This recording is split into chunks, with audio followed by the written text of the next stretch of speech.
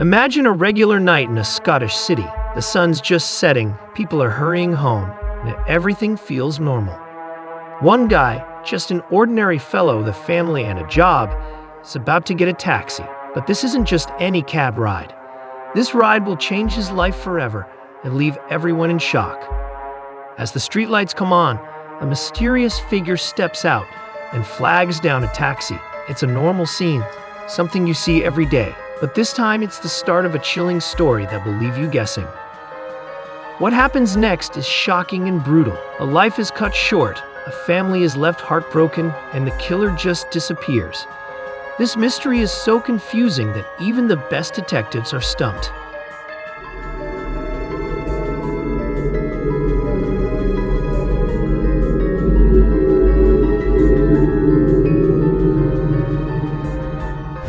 Hey true crime fan, buckle up, because Crimeco is back with another chilling case that'll send shivers down your spine. We all love a good mystery, one that keeps us guessing and peeking over our shoulders. Here at Crimeco, we're all about unraveling those tangled threads, bringing you the stories that haunt our collective memory. So if you're ready for a deep dive into the dark side, hit that subscribe button and smash that like button. It fuels our hunt for the truth. Now, grab your favorite beverage, get comfy, and prepare to crack open a case that'll leave you saying, wait, what? All right, detectives, let's get cracking. Our story takes place in Aberdeen, Scotland's third biggest city. Nicknamed the Granite City for its cool gray buildings, Aberdeen is a mix of old and new. It's a busy port city with a beautiful coastline, and that's where our tale unfolds. Back in the early 1980s, Aberdeen was booming. Oil had just been discovered in the North Sea, and people from all over came looking for work. The city was growing fast, but it was also changing in ways that weren't always easy. That's where our main character, Geoge Murdoch, comes in. George was a true Aberdonian, born and raised in the city. He was the kind of guy you'd want as a neighbor. Friendly, reliable, a hard worker. People knew him as just a regular guy, but to his family, he was so much more. Imagine a man with a warm smile and a twinkle in his eye, always there to lend a hand or offer a kind word. That was George. He wasn't rich or famous, but he was rich in the things that matter most. Love, friendship, and enjoying the simple things. George loved raising pigeons and finding peace tending to these gentle birds. He also loved being out on the water, maybe feeling the same freedom as the seagulls he'd watch over Aberdeen's harbor. These hobbies showed a man who appreciated life's simple pleasures. For 37 years, George had been happily married to his wife, Jessie. Theirs was a quiet but strong love story. Not some dramatic movie romance, but real and deep. They had faced life's challenges together, always there for each other. Things hadn't always been easy. In the late 1970s, George lost his factory job, but he wasn't one to give up. To take care of his family, he started driving a taxi. Driving a taxi wasn't exactly George's dream job. He didn't love the late nights or the unpredictable passengers. Jessie worried about him, especially during those long shifts. But George, ever the optimist, would just smile and say, "Don't you worry, love. If anything happens, I won't fight back. I'll just give them the money." Those words would turn out to be more than just a comfort. By September 1983, the weather was starting to cool down. George enjoyed the way the leaves changed color and the crisp autumn air. He had no idea this September would be his last. On Thursday, September 29, 1983, 58-year-old George kissed Jessie goodbye and headed out for his night shift. The streets of Aberdeen were full of people enjoying the nice evening, not knowing their city was about to become the scene of a shocking event that would stay with them for years to come. As George drove his taxi around Aberdeen, picking up fares and chatting with passengers, he had no idea his next customer would change everything. He couldn't have known that this ordinary September night would be the night that would shock a nation and begin a mystery that would baffle investigators for years to come. It was almost 8:30 p.m. when George's taxi, a Ford Cortina, was spotted on Queen's Road, one of Aberdeen's busiest streets. That's where everything changed for George. A man in his 20s or early 30s waved him down. Ever the professional, George pulled over to pick him up. Just following the rules, George let his taxi company know where he was headed. Going to Coulter, he said, a town on the outskirts of Aberdeen. He had no idea this simple ride would turn into one of Scotland's most baffling mysteries. As George drove through familiar streets, the city lights started to dim. A couple miles in, he turned onto Pitfootle Station Road on the edge of town in an area called Braeside. This is where the city gave way to countryside and where George's taxi came to a stop. What happened next tore through the community. In a shocking turn of events, George's passenger attacked him. The weapon? A cheese wire, a common kitchen tool for cutting cheese, became a weapon of horror in the hands of George's attacker. The fight spilled out onto the road, where two young boys on bikes saw something no kid should ever see. George fighting for his life, calling for help. Scared but brave, the boys raced to find someone. They got to the police, but sadly, it was too late. By the time help arrived on Pitfootle Station Road, George wasn't alive anymore. The cheese wire, the terrible weapon that ended his life, was left at the scene. A chilling clue that would give this case its scary nickname, the cheese wire murder. The news of George's death spread like wildfire through Aberdeen and then all over Scotland. The brutality of the attack, the random victim, and the strange weapon left everyone shocked and confused. This wasn't supposed to happen in their city to someone they knew. The community was in shock. How could such a kind and normal person like George Murdoch be the victim of such a horrible crime? The thought that his killer could be walking free sent shivers down the spines of the people in Aberdeen. Parents held their kids tighter. Taxi drivers were extra cautious with their fares, and a city known for its friendliness was now gripped by fear. For Jessie, George's wife of 37 years, the nightmare had just begun. The man she loved, the one who always assured her he'd be safe, was gone. Her whole world had been shattered in one night. While she dealt with her grief, a terrifying thought haunted her. Her husband's killer was still out there. The police started one of the biggest manhunts Aberdeen had ever seen. They were determined to find George's killer and bring him to justice, not just for George and his family, but for a community that desperately needed answers and reassurance. The investigation began with detectives putting together a description of the suspect.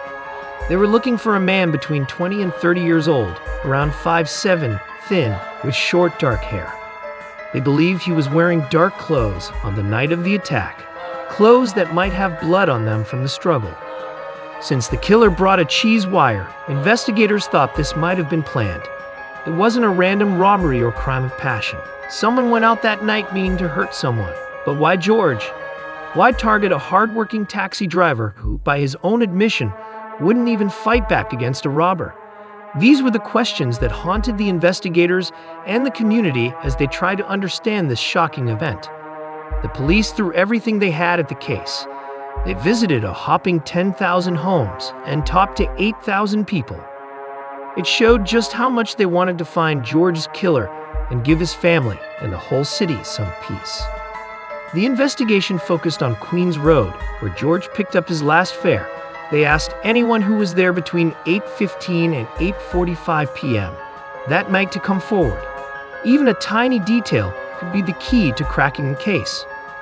One interesting lead came from a surprising place, a fish and chip shop called Miss Chips.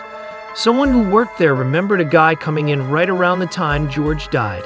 This customer stood out because his hands were bloody and he was looking for bandages to cover a cut. The description seemed to match the attacker.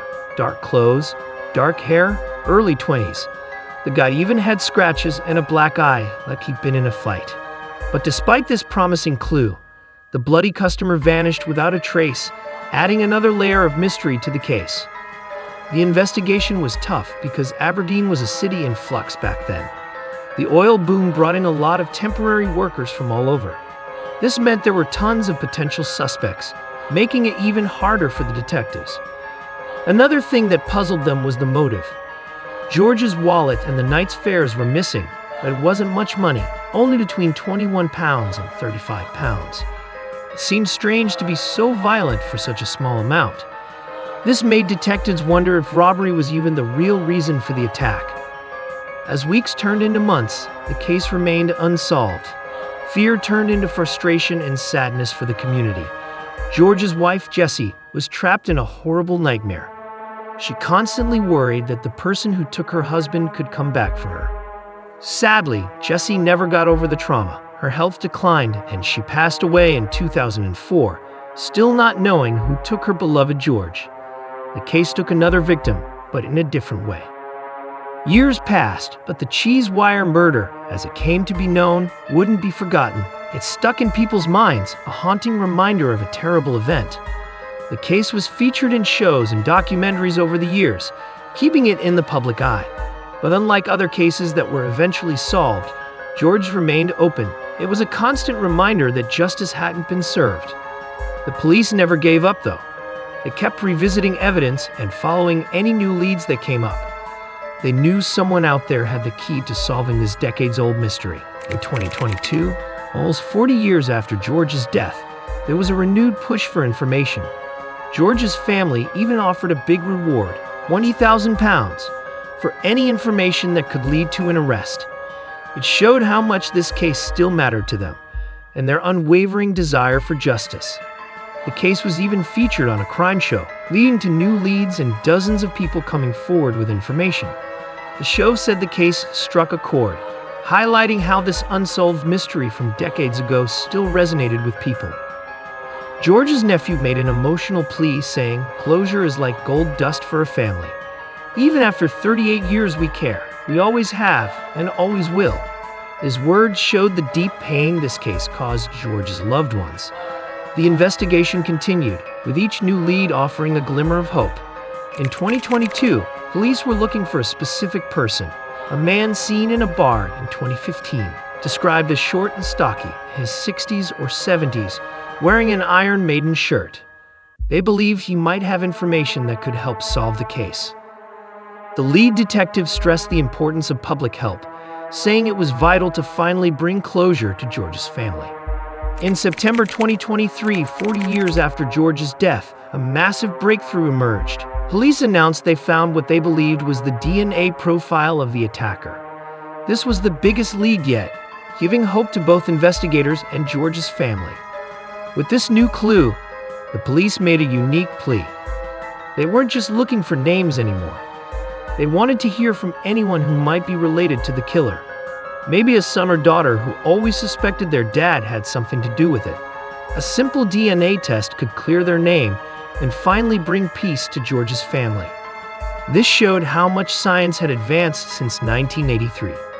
A simple swab could potentially solve a case that had baffled them for decades. It also showed how this crime had a ripple effect, impacting not just George's family, but potentially the family of the killer too. Thanks to the DNA evidence, they were able to rule out many people who were once suspects.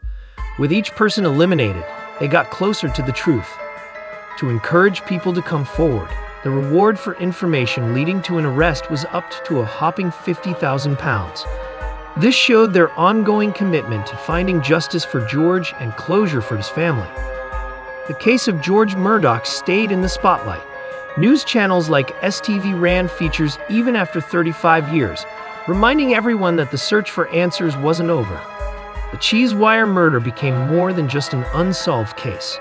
It became a dark stain on Aberdeen's history, a reminder that violence can have lasting effects. Investigators wouldn't give up. Each new lead brought hope that this could finally be the key. For George's family, the investigation was a constant reminder of their loss.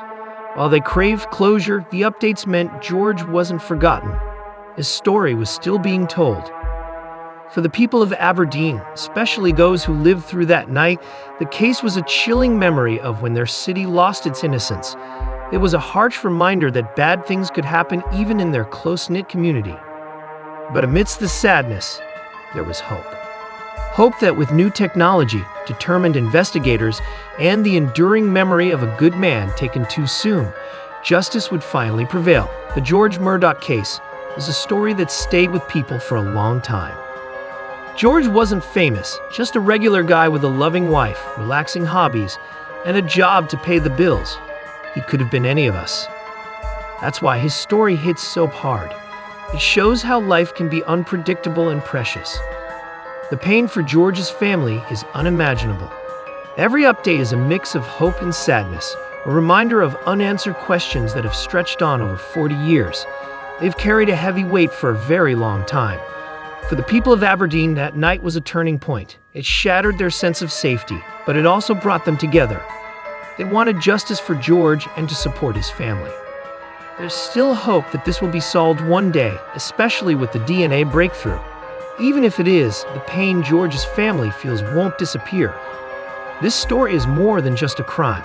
It reminds us how precious life is, the importance of community, and never giving up.